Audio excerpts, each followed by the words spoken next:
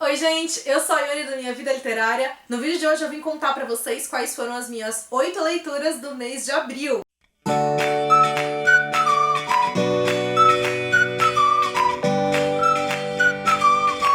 Em abril eu consegui ler mais livros físicos do que e-books, mas ainda assim quase metade das minhas leituras desse mês foram novamente em e-books, a começar por Corra, Abby, Corra, da Jane Costello, que foi a primeira leitura que eu fiz pelo Kindle Unlimited. E nele a gente vai conhecer a história da Abby, que é uma mulher que há pouco tempo abriu a empresa dela e ela tá sendo super bem sucedida. E como ela tá focando muito na vida profissional dela, ela não tá tendo lá muito tempo pra relacionamento. Acontece que ela vai acabar conhecendo um homem que ele corre no mesmo grupo de corrida que a melhor amiga dela. E como ela vai se interessar por ele, ela vai cogitar a ideia de começar a correr ali com eles pra poder ver se rola um contato ali entre os dois. Só que ela é extremamente sedentária, não gosta lá muito da ideia do exercício, até que ela descobre que uma das amigas e funcionárias dela acabou de descobrir que tá com esclerose múltipla e a Abby decide que ela vai sim voltar a correr, mas agora com outra finalidade. Ela vai fazer dessa corrida uma campanha beneficente para poder angariar fundos para investir nas pesquisas sobre esclerose múltipla. Jane Costello tem uma escrita que é muito gostosa, então a narrativa é super fluida, daqueles livros que a gente se envolve com a história bem rapidinho.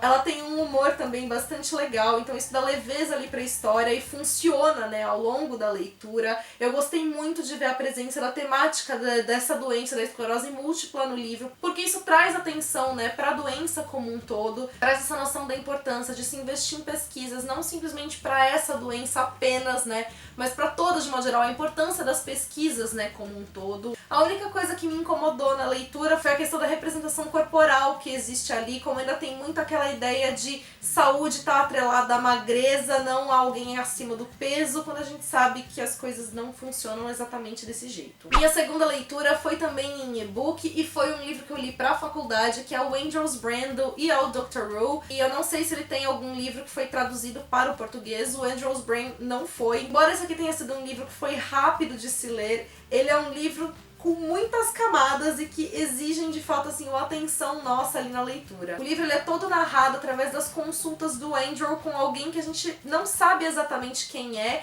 Talvez ele seja um psicólogo ou ele seja um psiquiatra, mas é alguém que o Andrew chama de Doc. A gente também não sabe onde o Andrew está, de que momento ele está falando, mas é através dessas consultas que ele vai narrar todos os episódios e tragédias que aconteceram na vida dele. A abertura ali da história da vida dele é quando o Andrew chega na casa da ex-mulher dele, que é a Martha, para entregar a filha dele com a mulher que ele teve depois da Martha, que é a Bryony. A Bryony morreu e ele tá entregando essa filha então pra Martha cuidar, porque ele sabe que ele não vai conseguir fazer aquilo. E o Andrew é um homem que se culpa muito, que ele acredita que ele é o responsável por todas as coisas que aconteceram na vida dele, e conforme a gente vai tendo esse desenvolvimento da narrativa, a gente vai entendendo melhor ou não esses episódios que ele viveu. Agora, a grande questão é que, embora a gente consiga, né, aos poucos, ir juntando os episódios e entender o que aconteceu, tanto pro primeiro casamento dele ter acabado, pra segunda esposa dele ter morrido e tudo mais, essa é a parte que talvez menor ali do livro, porque o livro ele é muito composto por diversas digressões. O Andrew é um cientista cognitivo e ele vai trazer várias informações dessa ordem no livro, então às vezes ele começa a falar desses aspectos aparentemente do nada, ele faz várias menções ao Huckleberry Finn do Mark Twain. Acontece que tudo isso está interligado de alguma forma e o nosso exercício como leitor é descobrir realmente as conexões que existem entre uma coisa e outra. Já minha outra leitura era um thriller que eu já tava há meses tentando ler, que é O Homem de Giz, da C.J. Tudor, que aliás, pra quem não viu, confirmou presença na Bienal do Livro, então ela vai estar na Bienal do Rio esse ano. Se vocês já quiserem saber, eu também vou pra Bienal esse ano, vou estar lá no primeiro final de semana. Voltando aqui ao livro, a gente vai ter uma história que ela vai se dividir entre acontecimentos presentes e o acontecimento de 20 anos atrás, em que um grupo de crianças encontrou um corpo desmembrado. Havia associação com homens de giz desenhados na calçada, foi a partir desses homens de giz que eles chegaram a esse corpo, e agora, 20 anos depois, eles passam a receber cartões com homens de giz desenhados, e mais do que isso, um dos amigos deles, agora já adulto, foi encontrado morto, e eles começam a se perguntar se há relação entre os acontecimentos e se eles vão ser obrigados a de fato agora entender o que foi que aconteceu 20 anos atrás. Embora isso aqui seja um livro de suspense, embora ele tenha toda essa questão, né, das voltas no tempo, embora ele tenha todo um ar, né, de horror ali acontecendo, eu acho que a C.J. Tudor, ela consegue criar muito bem essa atmosfera do thriller. E não foi um livro que eu li assim naquela ânsia pelos acontecimentos. Eu acho que a C.J. Tudor era muito hábil para desenvolver aqui e entrelaçar as peças, e ela vai dando essas peças do quebra-cabeça muito de pouco em pouco. O que mais me encantou foi a maneira de como ela desenvolve muito bem os personagens, e isso está muito ligado a como a trama se desenvolve, e como também ela vai trazer um olhar crítico muito interessante. Então ela também vai colocar diversas temáticas ao meio da leitura, ela vai fazer diversas críticas à sociedade, ela vai trazer algumas reflexões que são bem interessantes. Enfim, o livro me ganhou pelo fato de ver como a história é tão bem construída, tão bem amarrada, e principalmente como as personagens são muito bem delineadas. Esse mês também consegui ler um livro que estava na minha meta de leituras lá de fevereiro, e que é o Na Ilha, que, gente, eu me encantei tanto por essa leitura, e ele vai trazer a história da Ana, que é uma professora que aceita, né, o emprego durante 2 meses. Ela vai ter que viajar para uma ilha para poder ser tutora de um garoto de 16 anos que tá num período de remissão do câncer. Só que acontece que quando a Ana e esse garoto estão indo pra ilha, eles sofrem um acidente e eles caem e ficam presos numa ilha deserta,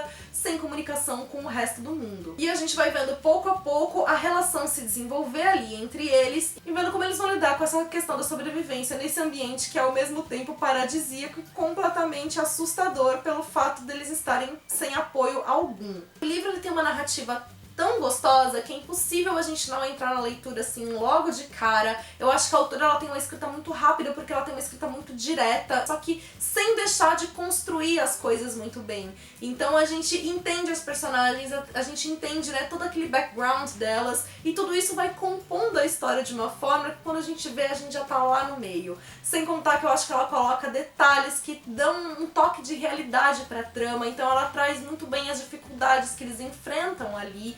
E a forma de como ela constrói o desenvolvimento da relação deles é algo realmente admirável. Conforme, né, o tempo vai passando, a gente vai vendo pouco a pouco as coisas mudarem. E aí o livro, além de ser uma delícia de leitura, traz uma história que é linda. Enfim, se você gosta de romance, dê uma chance, porque o livro é ótimo. Outro livro, assim, encantador que eu li esse mês foi o A Sociedade Literária e a Torta de Casca de Batata, que também foi o livro que deu origem ao filme produzido pela Netflix. E esse aqui é um romance epistolar, então toda a narrativa do livro se desenvolve por meio de cartas, de trocas de cartas. A personagem central aqui é a Juliet, que é uma escritora, e agora ela tá em busca de um material pro novo livro dela, que ela acaba recebendo a carta de um homem que mora numa cidadezinha e que acabou comprando um livro que pertenceu a ela. E aí eles começam essa troca de correspondência, e ele conta que ele faz parte de uma sociedade literária ali da cidade. A cidade, então, onde existe essa sociedade literária, ela foi ocupada pelos alemães durante a guerra, e a sociedade surgiu inicialmente como um disfarce ali para os soldados alemães. O que mais me encantou nesse livro é ver todas as camadas de história que existem aqui. Então, se num primeiro plano a gente tem a história da Juliet procurando, né, material para o novo livro dela,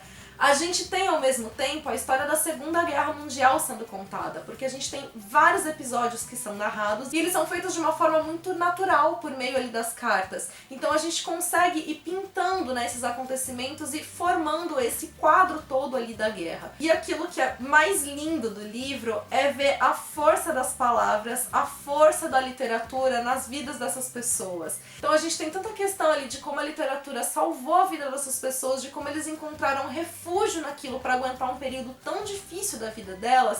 A gente vê também por meio das próprias cartas, então das palavras escritas ali da Juliet para essas pessoas, como essas relações vão acontecendo, vão se desenvolvendo por meio da conexão das palavras. Então é a paixão em comum que eles têm pela literatura, são as cartas que eles trocam, são as palavras ali em todos os níveis. E eu acho que isso é a maior beleza do livro, a maior beleza da história.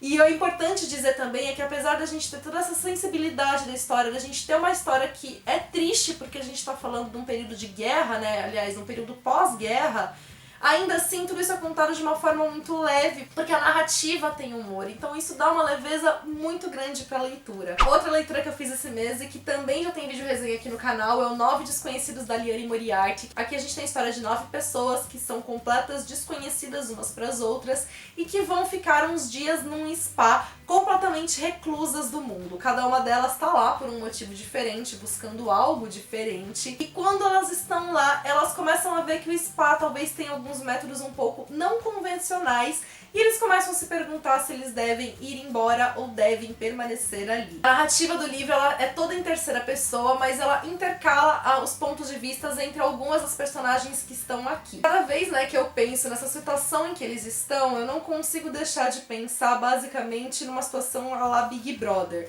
Embora eles não estejam sendo filmados, né, para um público que não seja nenhuma competição que eles estejam vivendo, eles estão todos confinados nessa casa fechada e a diretora ali daquele spa é ela que é responsável pelas dinâmicas, pelas coisas que vão acontecer ali dentro. Então é como se houvesse esse olhar de manipulação para o que está acontecendo, e isso tudo vai gerando uma tensão muito grande no livro. E quanto mais fechadas elas ficam ali, quanto mais elas precisam confrontar umas às outras, mais elas são obrigadas a se confrontarem, a olharem para os próprios conflitos, olharem para os próprios problemas. E embora esse não seja um livro cheio de reviravoltas, seja cheio de eventos, ele é um livro que acaba prendendo por causa do desenvolvimento das personagens. O foco aqui do livro, de fato, são essas personagens, são essas pessoas. E eu adorei a leitura, eu adorei por causa da escrita da Liane Moriarty. Eu acho que eu fiquei ainda mais, né, impressionada com a narrativa dela, com o olhar que ela tem, como ela aborda as temáticas, como ela joga críticas, como ela trabalha o humor, o sarcasmo, a ironia. E a penúltima leitura do mês foi uma leitura super gostosinha, que é O Poder Estrangeiro da Tati Machado,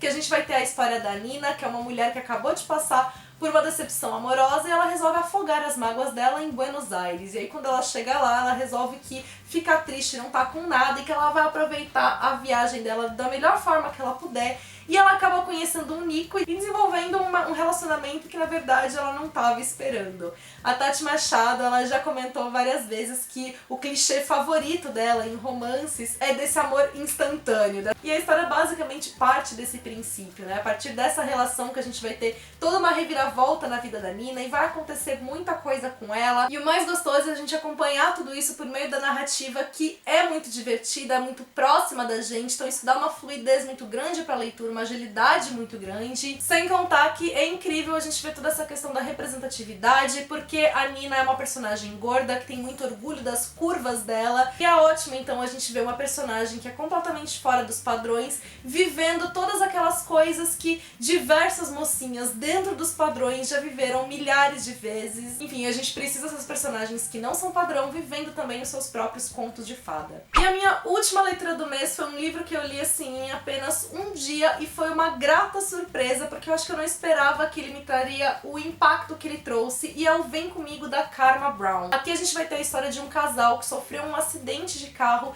e a vida deles mudou completamente a partir disso. A protagonista, ela estava grávida e ela perdeu o bebê nesse acidente. Mais do que isso, ela precisou retirar o útero dela, então ela não vai poder mais ter filho, e ela culpa o marido pelo acidente que aconteceu. Antes de se casarem, eles tinham feito um pote dos desejos, justamente para que eles não perdessem, né, aquela química que eles tinham como casal. E agora, sabendo que eles estão tão distantes um do outro, eles sabem que eles vão precisar dessas aventuras e eles partem então para essa viagem para tentar se reconectar e encontrar o perdão ali entre eles. Embora, né, o livro ele tenha toda essa premissa, que é uma premissa bastante dolorosa, eu fui fazendo toda a leitura do livro de uma forma muito rápida, compreendendo as emoções das personagens, mas sem sentir aquele impacto emocional. Eu acho que eu me conectei muito com a protagonista, então ela é uma personagem que ela acaba sendo injusta em muitos momentos, né, pela maneira de como ela trata o marido dela, mas assim, que eu entendi completamente o que ela estava sentindo. Eu tenho certeza absoluta que se eu estivesse na situação dela, eu acho que eu agiria da mesma forma. E aí a história como um todo, ela chama atenção, porque